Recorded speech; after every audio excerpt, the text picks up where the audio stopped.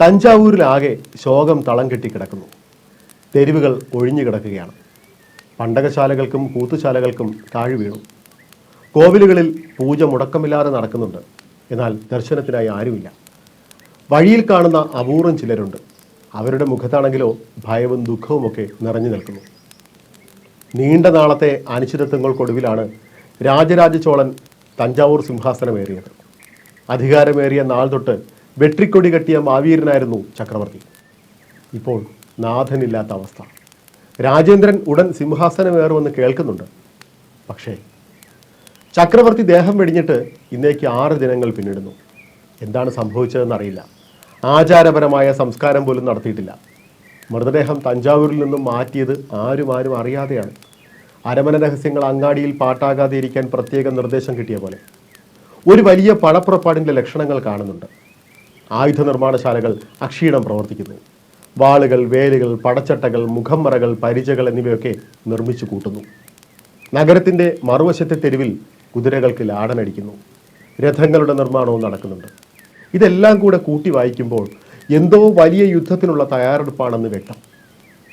തോറ്റുമടങ്ങി വന്ന ചരിത്രമില്ല രാജരാജ ചോളൻ്റെ പടയ്ക്ക്. രാജേന്ദ്രനും അക്കാര്യത്തിൽ മോശമല്ല. അതിസമർത്ഥനാണ് ചോളനാടിൻ്റെ അടുത്ത ചക്രവർത്തി. അതാണ് ആകെയുള്ള ആശ്വാസവും. ഏതോ നാട്ടിലെ കുറേ പേർക്ക് ദുരിതം വരാൻ പോകുന്നുവെന്ന് ഉറപ്പാണ്.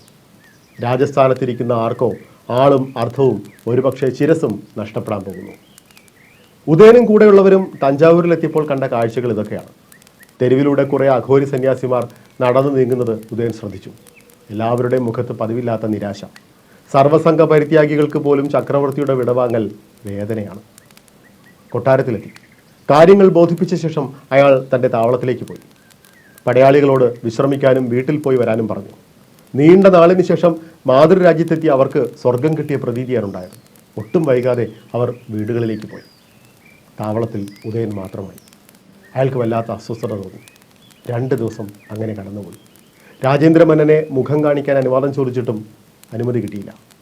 അയാൾക്ക് നിരാശ തോന്നി. മന്ത്രിമുഖ്യൻ പരാന്തകനെ കണ്ടാൽ മതിയെന്ന നിർദ്ദേശമാണ് ലഭിച്ചത്. നിയുക്ത ചക്രവർത്തി തിരക്കിലാണത്രേ. വലിയ എന്തോ പടനീക്കം ഉടൻ നടക്കുമെന്ന്. എന്താണ് കാര്യമെന്ന് ഉദയൻ പിടിയിട്ടില്ല. അയാൾ പരാന്തകൻ്റെ ഭവനത്തിലെത്തി. പരാന്തകൻ അയാളെ സ്നേഹത്തോടെ സ്വീകരിച്ചു. ഉദയൻ നിരാശനാകേണ്ട. ഇളവരശൻ്റെ മനസ്സ് ആകെ അസ്വസ്ഥമാണ്. ചക്രവർത്തി വിടവാങ്ങിയ കാര്യം അറിഞ്ഞ ശത്രുക്കൾ വെറുതെ ഇരിക്കുമെന്ന് തോന്നുന്നുണ്ടോ? അവർ ഇങ്ങോട്ട് പടയുമായി വരുന്നതിന് മുന്നേ ഒരു ദിഗ്വിജയമാണ് രാജേന്ദ്രൻ്റെ മനസ്സിൽ. അത് നടക്കുകയും ചെയ്യും. അതിനിടയിൽ വേറെ ഒന്നും കൊണ്ട് ചെല്ലാത്തതാണ് നല്ലത്. ഞാൻ എന്താണ് ചെയ്യേണ്ടത്?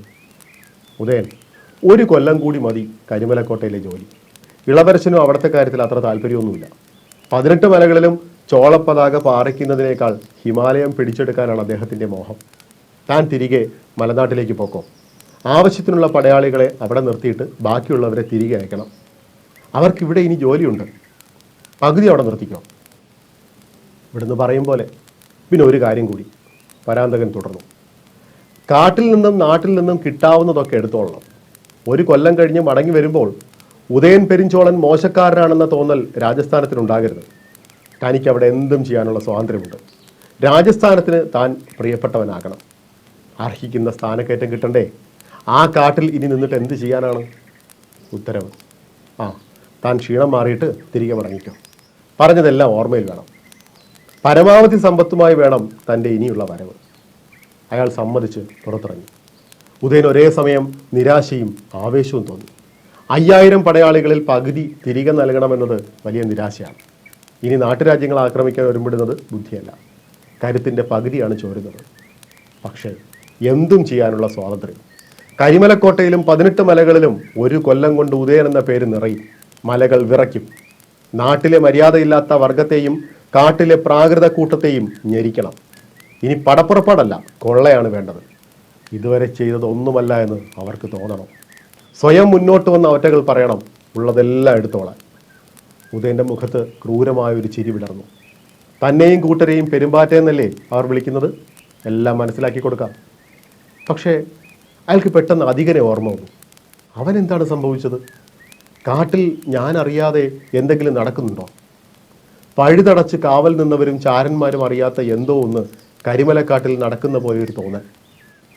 2 ദിവസത്തിനുള്ളിൽ തഞ്ചാവൂർ വിടാമെന്ന് ഉറപ്പിച്ച് അയാൾ പാളയത്തിലേക്ക് പോയി. ഒട്ടും സമാധാനമില്ലാത്ത മനസ്സുമായി.